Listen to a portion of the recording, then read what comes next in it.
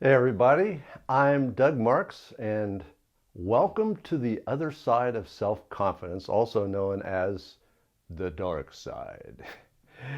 If you haven't checked out the last week's video, it's called How to Play Guitar with Confidence. Please review it before watching this. It deals with the first steps of becoming comfortable playing for an audience.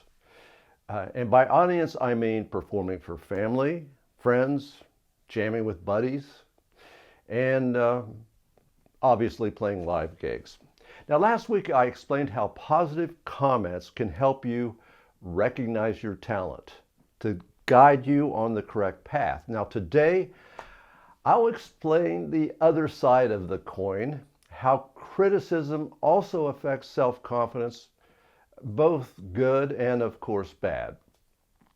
Regardless of how positive you are about your guitar playing ability, you will receive criticism. Even when you hear constructive criticism, it can be difficult to maintain confidence, especially when you believe it's accurate.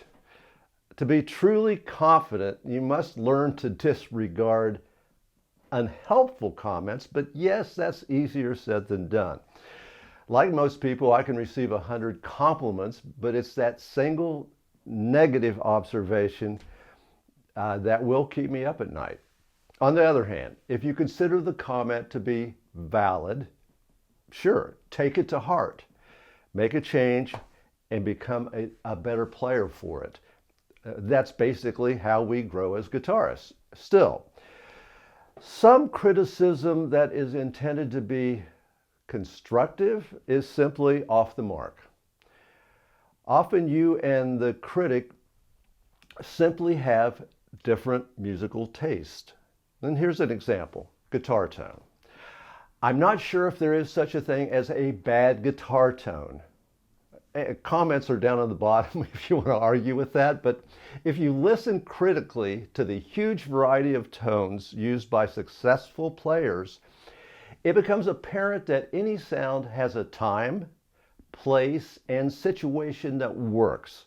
Now, since I give guitar instruction, many people want my tone to be very clean without reverb, distortion, or digital delay because they want to hear what I'm doing accurately, and I understand this and do the best I can, but others will criticize my dry tone as sounding bad.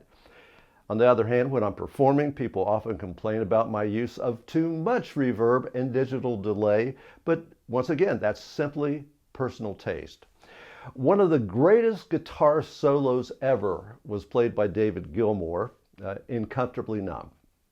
It wouldn't sound as majestic without the very heavy use of effects. I mean, could you imagine Gilmour playing that same great solo clean with a dry tone? It simply wouldn't sound the same. It wouldn't be as effective. So when people criticize my tone, I keep all this in mind and don't take it too seriously. Negative comments about live performances can be difficult to hear. They're the worst. And I have a long list of those criticisms dating back to my first performances. Everybody's got to start somewhere. When I began playing live, I was in a band with a very charismatic lead vocalist. The audience loved the guy's performance. He was great. He was in constant motion, moving like a rock star. I thought I moved more than I really did. I thought I was right there with him. But I have learned when I was thinking about moving, which was seldom, I was moving and probably didn't look too bad. But the vast majority of the time I was standing on stage either staring at my guitar or a lady in the audience. Still, my opinion was that I was moving as much as the lead singer. An audience member commented that it would be great if the rest of the band would move like Tommy did. At first I was surprised to hear this, then I realized she could be correct. So next time I was on stage, I looked around and sure enough, we were all just standing there except for the vocalist.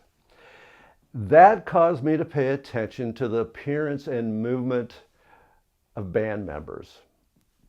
With that came improvement, obviously. In the mid-70s, I had become incredibly comfortable playing live. Now, this was due to almost daily performances. I was playing in Florida, like for vacation tourists and whatnot. There was constant gigs. Now, when the band arrived at a new venue, nobody knew us, so there were no expectations, which kept performance anxiety at bay. No one really cared.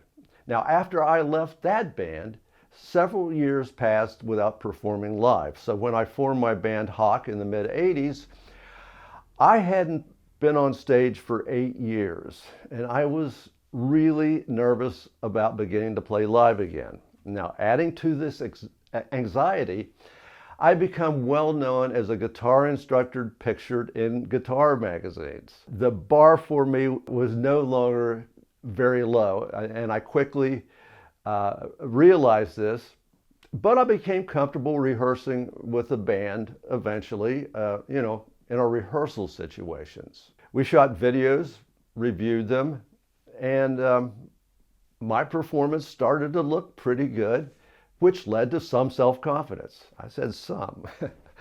The first live gig we played, I wanted to stay under the radar. So the band played using an alias, and we didn't advertise the gig or that I was in the band. Still, I was extremely nervous, and it showed. And after the gig was finished, I overheard the drummer saying, "Hey, what happened to Doug?"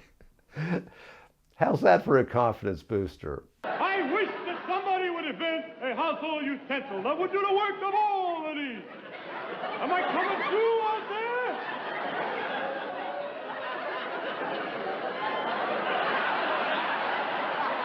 Rachel, who are you?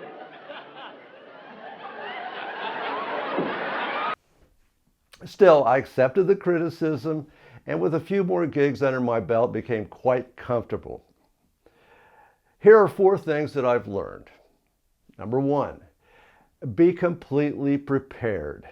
Know the material and develop confidence in your ability to perform. 2, play live until the experience becomes routine. 3, record videos of your performance to review. Now, number 4 deserves special attention. Give yourself time to relax at the venue. For the first few gigs, I arrived to the show at the very last minute like a rock star. Well, that didn't work because I would feel rushed and nervous to begin the show. I learned to arrive a couple hours early and allow the adrenaline to burn off before I hit the stage. Now, you can see the results of this in our YouTube Roxy videos of Hawk, and I'll put a link so you might want to check that out.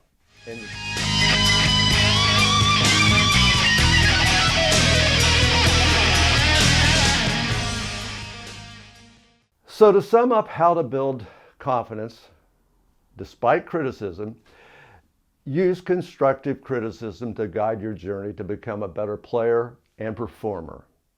If you evaluate criticism as someone's personal taste or jealousy, don't allow it to affect your self-confidence. They're wrong.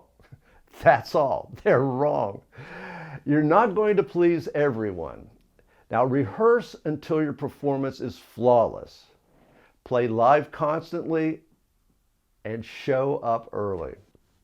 I'm going to explain how this also applies to not just guitar, our personal life, because we have these performance anxiety issues all over the place and possibly don't even realize it. The first thing I want to mention about this in our personal lives and in bands too. I mean, when you're speaking to 4 people, 10, 15, 20, or 100 or 1,000, you're not really speaking to a collective consciousness.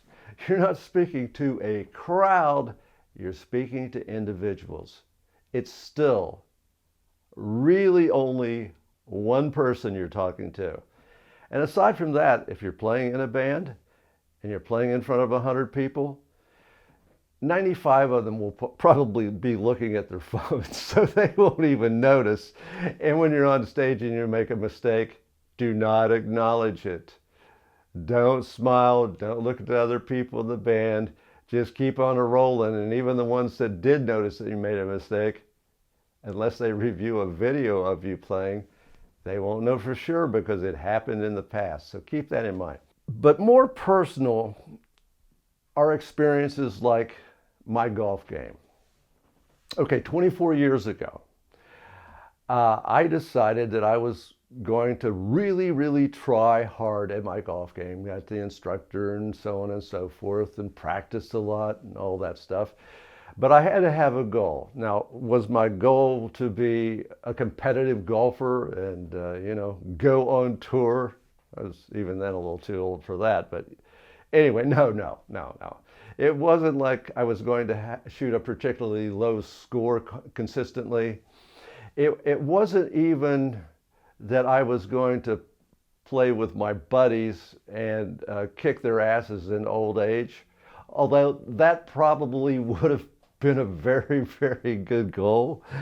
My goal was quite simple. The only thing that I was going to do was be able to play golf and not embarrass myself. Well, cut 24 years from my beginning at that journey to today. In the past week, I've played golf 3 times.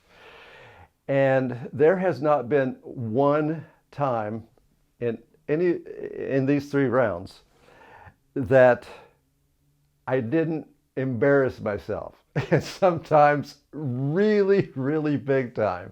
So even though it seemed like a simple goal, some goals aren't attainable, and so far this one hasn't been. Anyway, if you like this kind of, I don't know, this is my religion basically. I'm the preacher. If you like this stuff, be sure to comment, as many of you do, and also subscribe. Ring the bell so we will notify you every time I've got something to share with you. And I do enjoy sharing this stuff with you. And as far as the comments down below, I try to answer every comment that has enough information for me to comment on. I appreciate people that just say, hey, love the video, Doug. Well, thank you for that. And like I said, I really appreciate it, but at the same time, it's really hard for me to say any more than that because you haven't, shared your life with me. And that's what I'm looking for. Tell me about your experiences. Tell me about the time that you were in front of a crowd and did something like I did in my first band and started a song in the wrong key, and the singer didn't know what was going on, but I was playing in a key that he couldn't sing, and so he ended up hiding behind an amplifier trying to figure out what was going on. Wow, that just came to me like that. I'm pretty quick, aren't I? Anyway, thanks for sharing this part of your day with me. It's very cool. And I will see you on my next video.